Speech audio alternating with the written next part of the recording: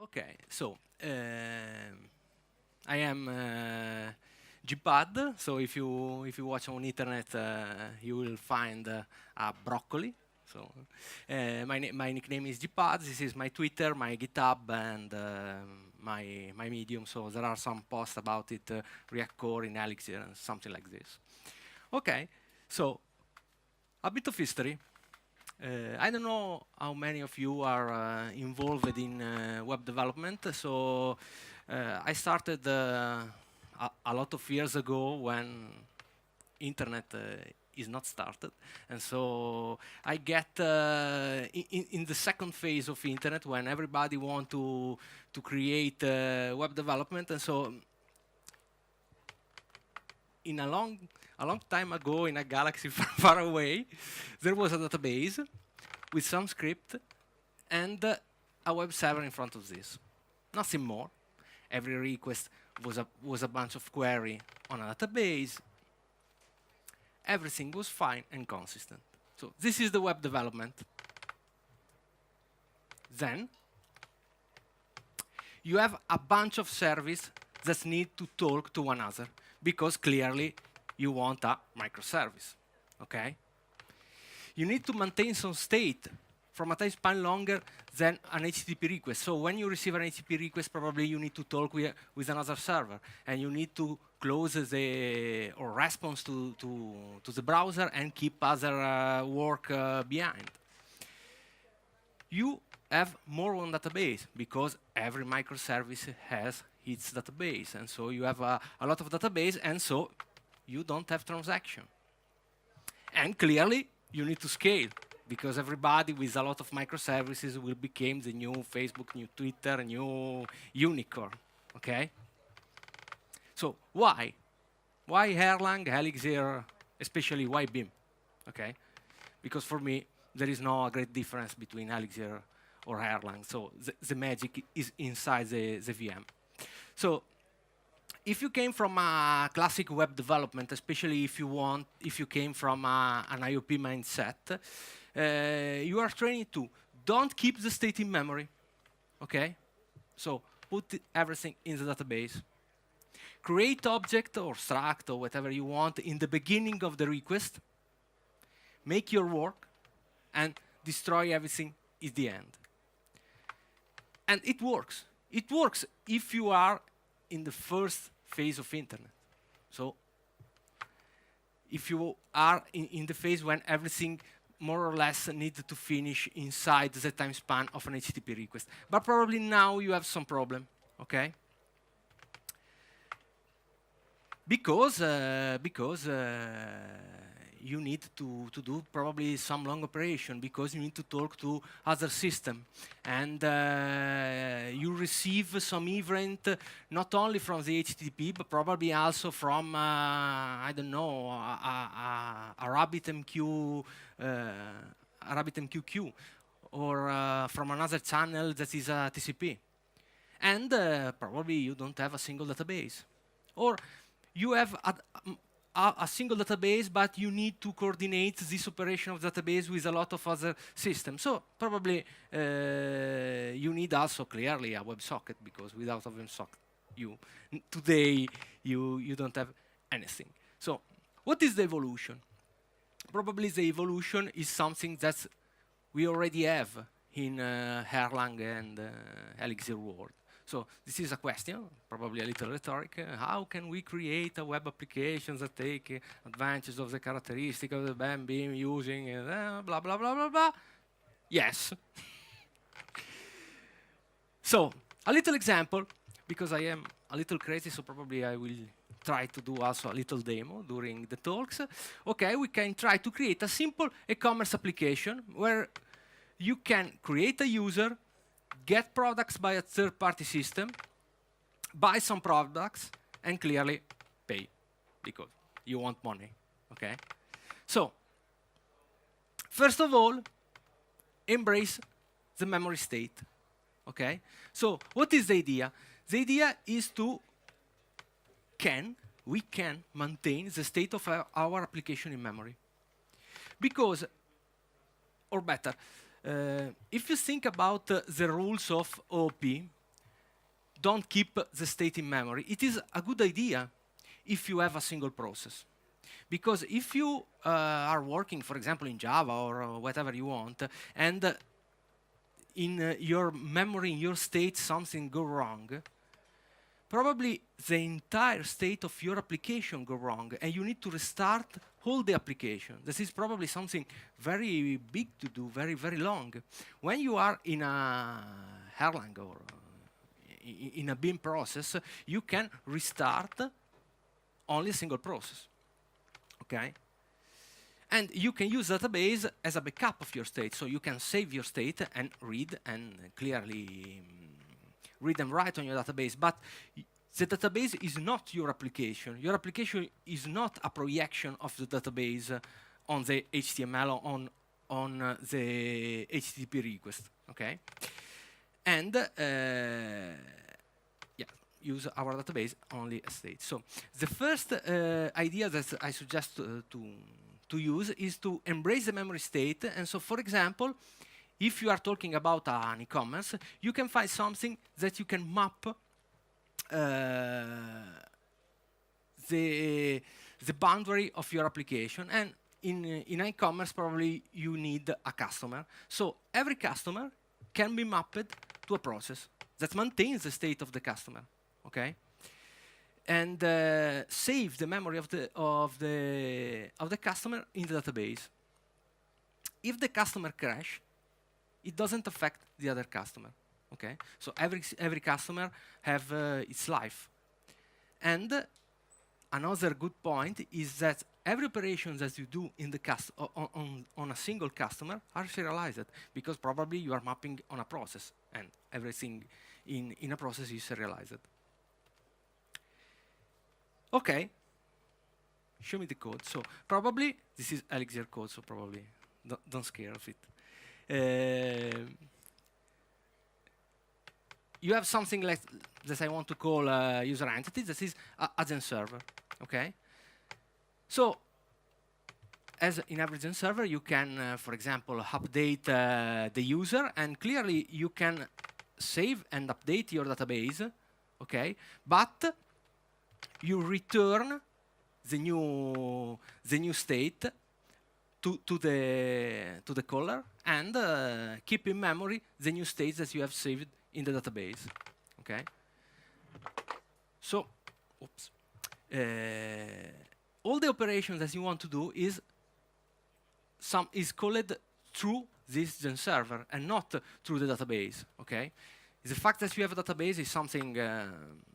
This is a side effect. So, for example, if you want to put something in the card, you make a call to the Gen server that's clearly are executed inside the Gen server, and so you can get, for example, you receive the product ID, you get from a third-party service that we get more in detail later, save it in a database, and respond with the new state. Okay. Another good point, as for example, if you think about the other language, you need to, for example, make some critical sections on lock about the customer. In this case, you have a process, so every process work in a single process. When you start and when you create a new user, you clearly creating a database, but a good point is to start through the supervisor a new process that keep take of all your data of this customer.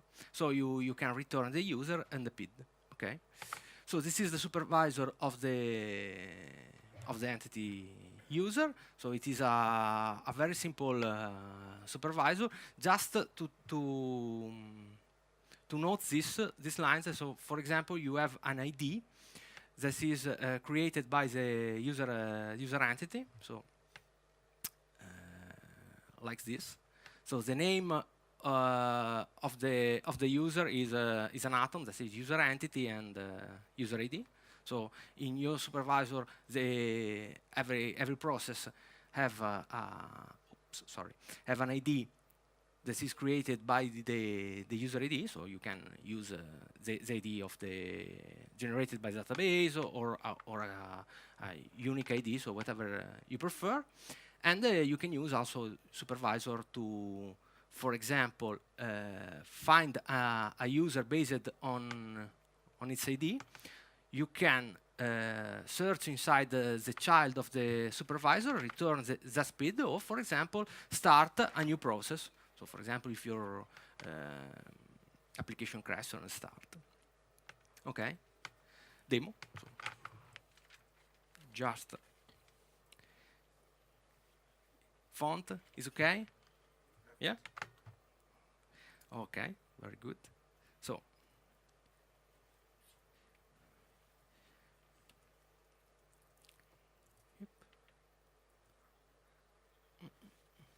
Okay.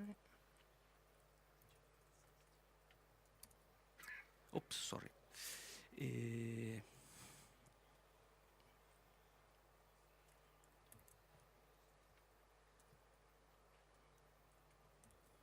Yeah.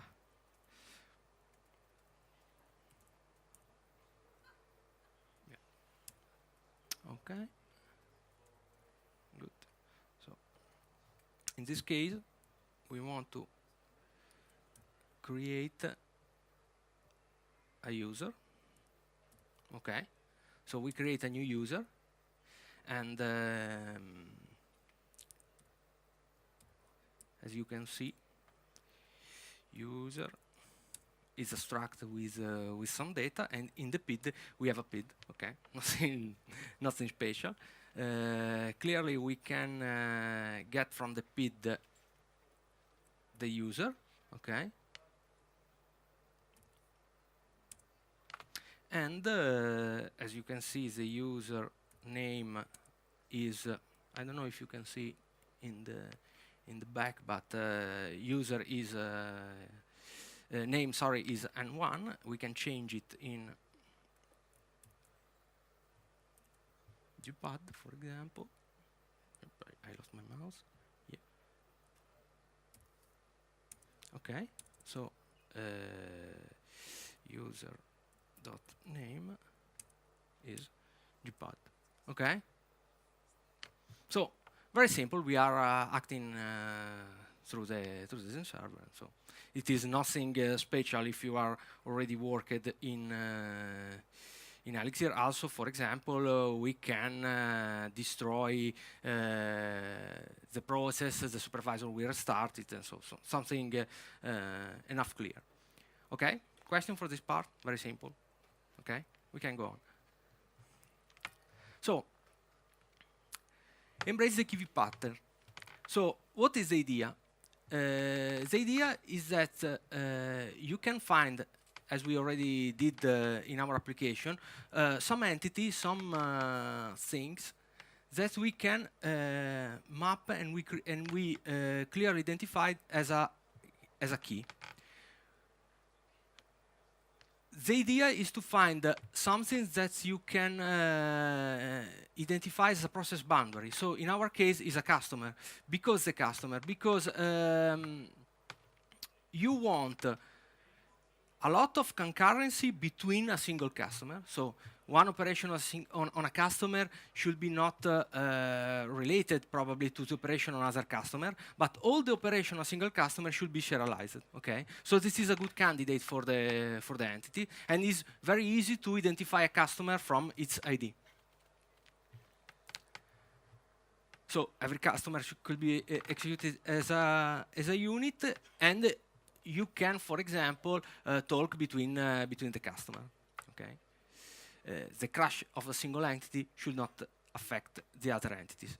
Another related ideas is what we can call activities. Okay, so the activities are other processes we can spin up to interact or to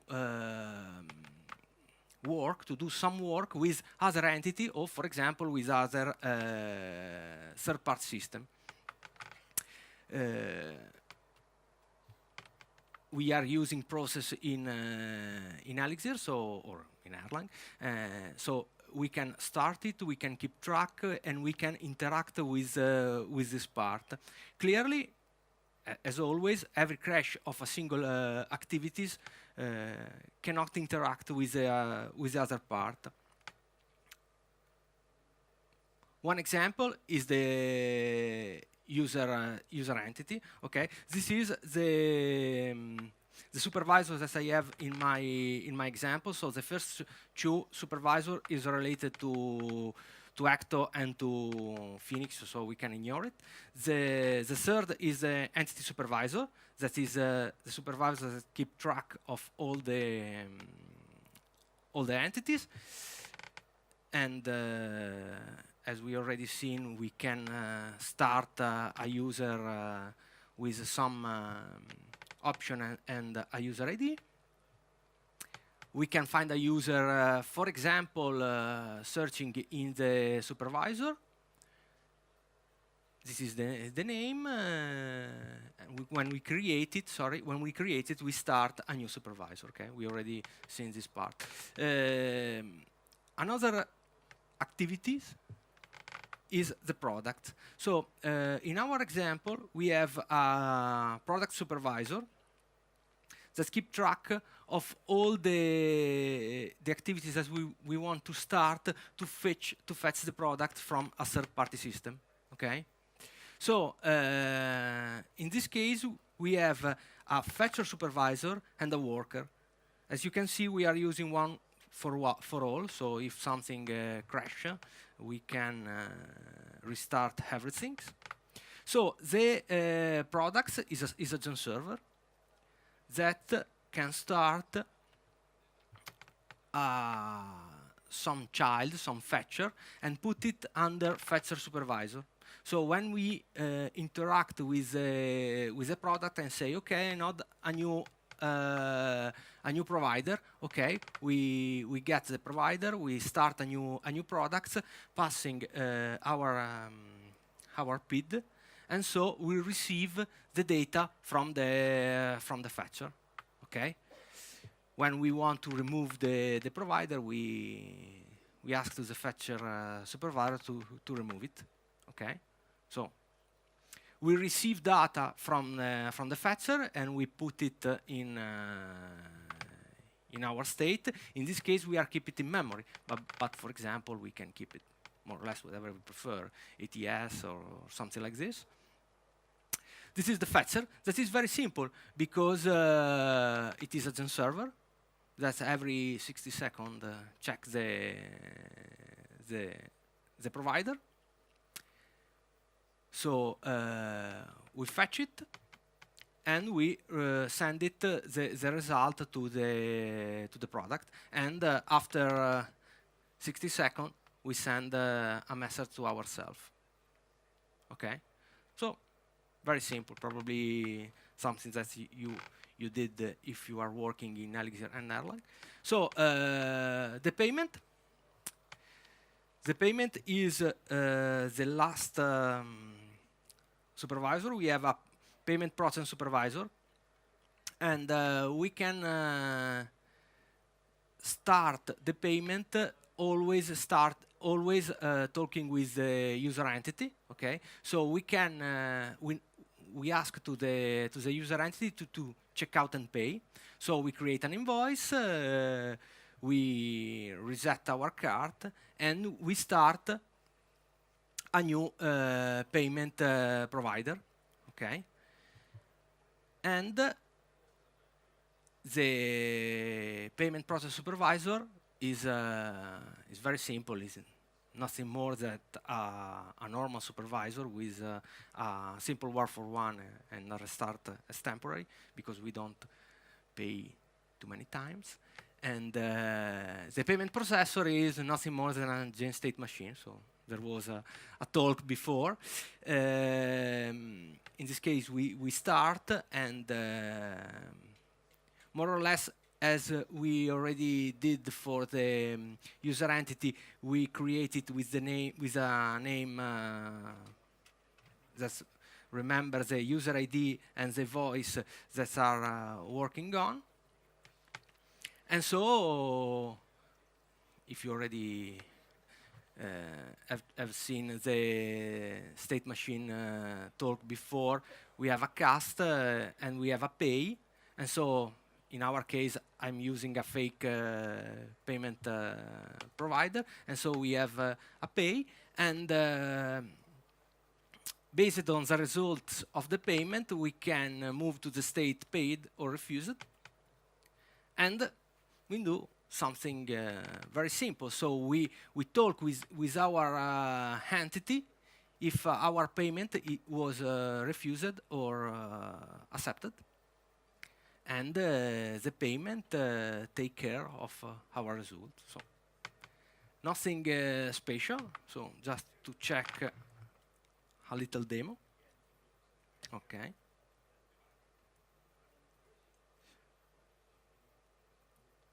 So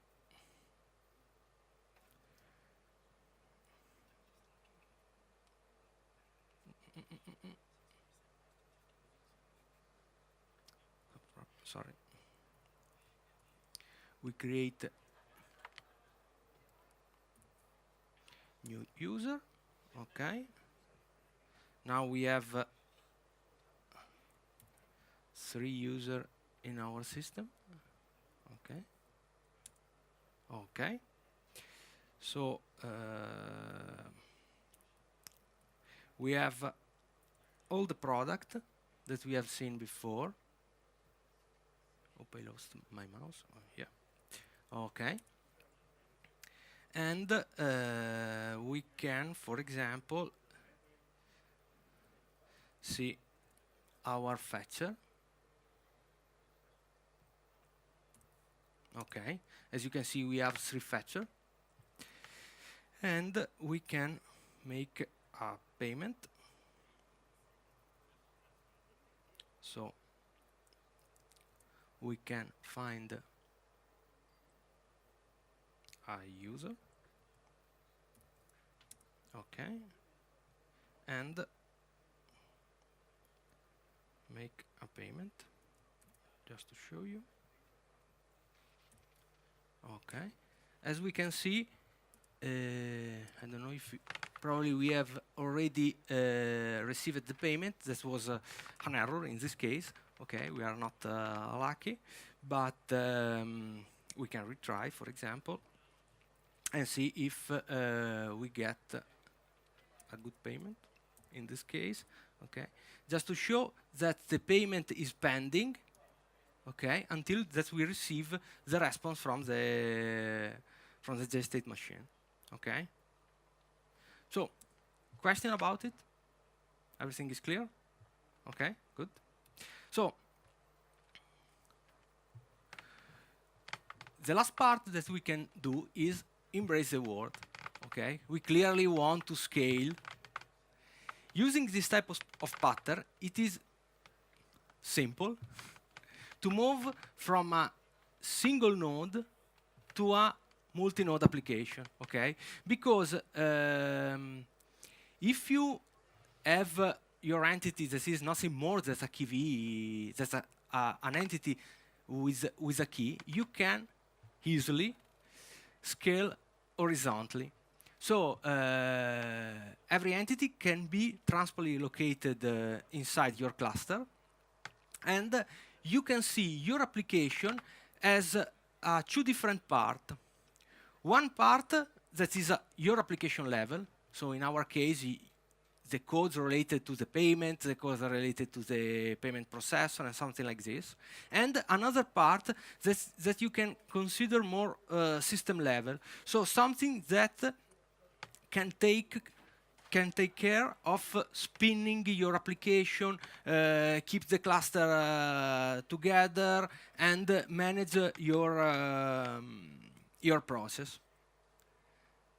Do you remember something? Clearly, this is what Erlang gives us, because the BEAM has a lot of native mechanisms that take care of this problem and this distributed system. Not all, because, for example, you can contact a process that's run on another cluster. You have a register locally or remote. but probably this is a good starting point. But if you want to create something more complex, using only what BEAM give us is not enough. And so probably you need some library. There are a lot of library inside this world. One of them is React Core that now is fully managed by the community. Thank you.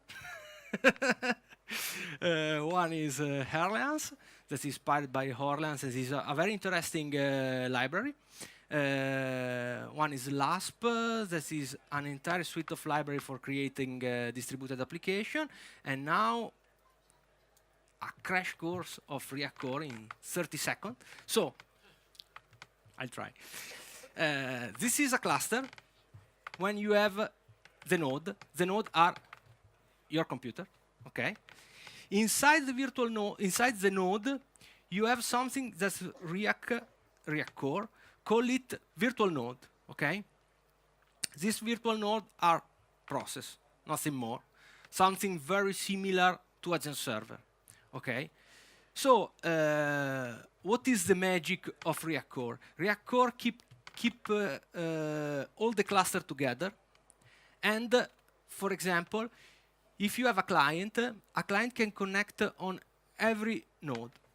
Okay, so probably you can put an HE proxy in front of your cluster with a round robin that move your request from one node to the other. And so when the client tell, I want to add a product in cart for user 42, so you should ask to React Core, where is the user 42?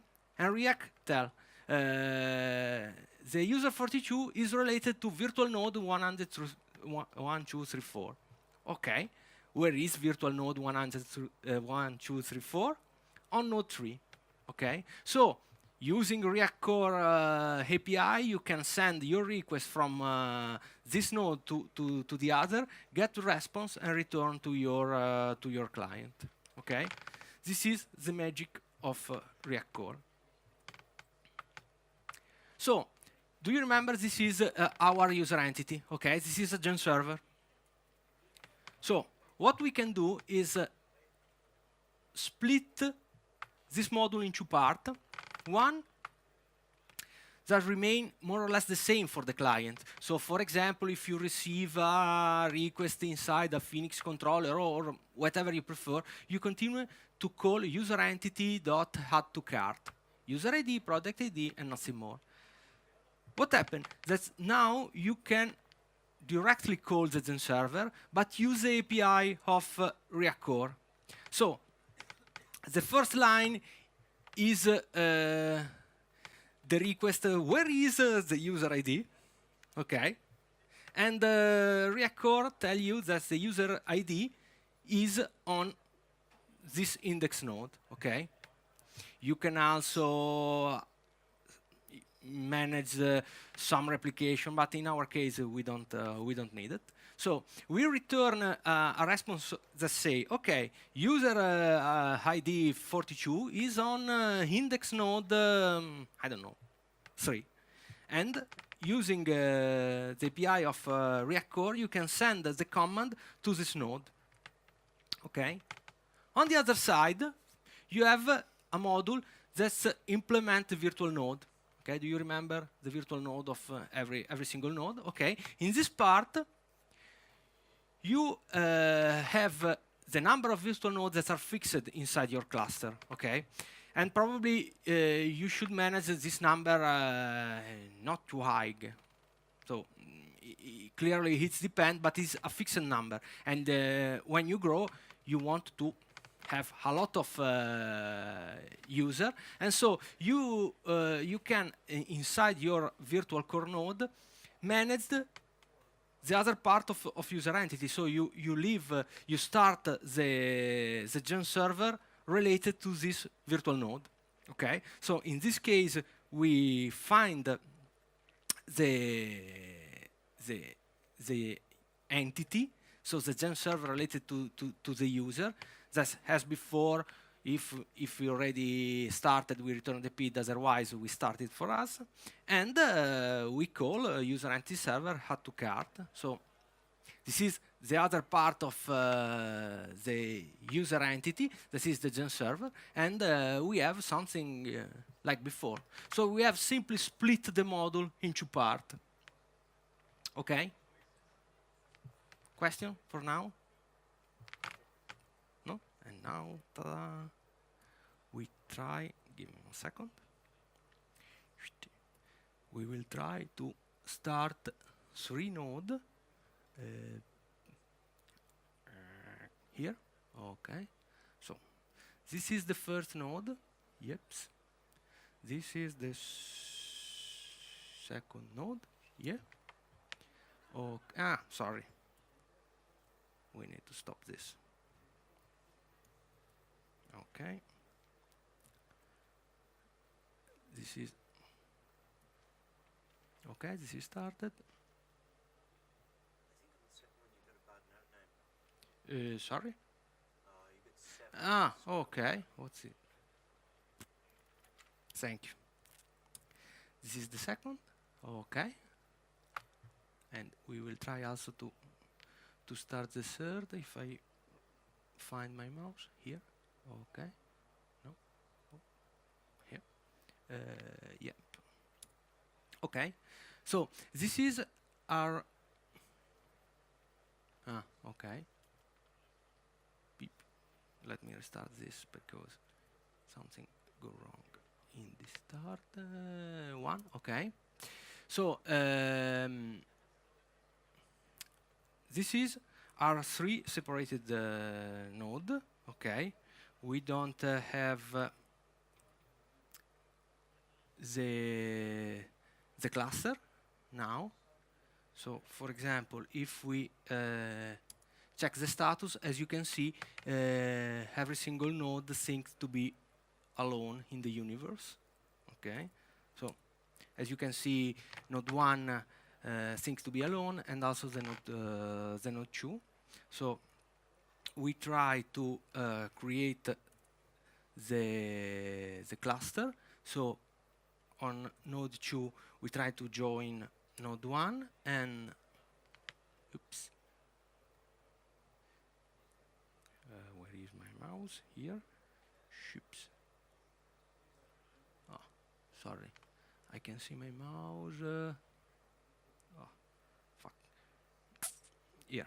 Okay. So here we try to join the node. Oh, sorry. Now the nodes start to fight to decide. Oh, I am in charge of this partition. I am in charge of another partition. But okay. So. Now we have the cluster, probably this is ready. Okay, so if you go here, now you will see that the cluster is composed by 3 nodes. We have 16 virtual nodes, okay, and as you can see, we have 5 virtual nodes on node A, 6 virtual nodes on node B, and 5 on node C. Okay. So now we can check where are our node. Where are our customers, sorry. So for example, as you can see, I executed all the command on node 1, but some are remain on node 1, others are moved to node 2, okay? This is transparently. And as you can see, if we check the PID, okay, probably we will see that PID1 is, I don't see, okay. So PID1 is a remote PID, okay. Do you know that the first digit of the PID is not 0? This is a remote PID, okay. And the other 2 are local PID, okay. And so we can do more or less the same as before. We can for example, on the node 2, okay, make something in the cart and pay, okay, and so the invoice is pending, okay. As you can see, everything has worked on node 1, on node 2, sorry.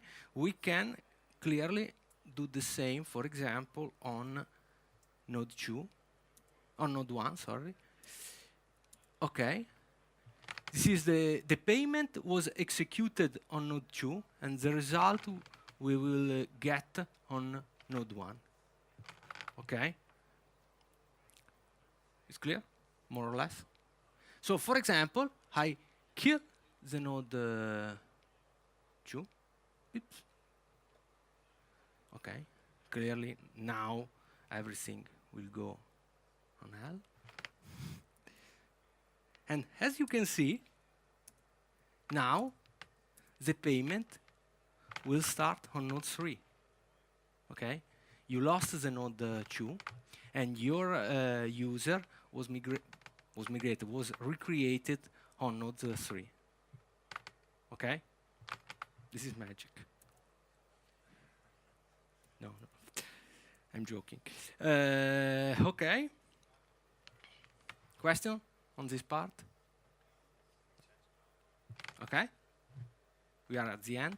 So recap. Embrace the memory state. Keep the state of your application in memory and use the database as storage DB. Database is not your application, okay? Embrace the key value pattern. Identify the entity of your application and try to build it as isolated as possible, okay? So this idea can give you the ability to scale and to manage your application. Rule the world, you're running on the BEAM, so probably you should be happy. Reference, so all these things are not from my head. Singing like an Erlanger from Toben, so sorry for the name, it is too difficult for an Italian. Okay. Selling food with Elixir, it is a very interesting talk that was made probably 2 years ago in San Francisco, something like this. To spam or not to spam, it's a very interesting blog about Sasha Juric. This is a guy from the Elixir community, but it's worked a lot in Erlang, and very interesting about when to use the process and when don't use it. So for example, as you can see, I don't use the process to map the cart or to map the invoice, okay? I decide to use the process only to map the customer and all its state. Life Behind Distributed Transactions, this is an article on HEMQ, if I remember correctly, that talked about the idea of key value pattern and about the activities and something like this. Creating a core application, it is my post about how to create a React core application in Elixir. Last but not least, Herlians, LASP. And repo of the example, you can find it on my GitHub, and so probably there is a lot of other people that helped me to create this talk, but thanks, and vive la BEAM.